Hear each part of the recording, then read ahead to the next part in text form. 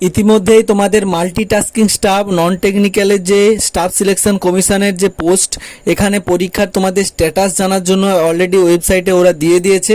এখান থেকে তোমাকে তোমার ক্যান্ডিডেটের নামটা লিখতে হবে।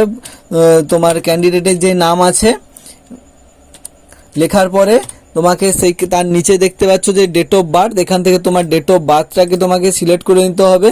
সিলেক্ট করে নেওয়ার পরে নিচে একটা তুমি ক্যাপচার দেখতে পাচ্ছ, অর্থাৎ তোমার প্লাস করলে কত হবে এরকম বসিয়ে দিয়ে নিচে নেক্সট অপশানে তোমাদেরকে ক্লিক করতে হবে। নেক্সটে ক্লিক করে কিছুক্ষণ ওয়েট করতে হবে। ওয়েট করার পরে দেখবে একটা পেজ খুলে গেছে, সেখান থেকে ওকে করে একই রকমভাবে তুমি মোবাইলেও করতে পারো, কোনো সমস্যা নেই।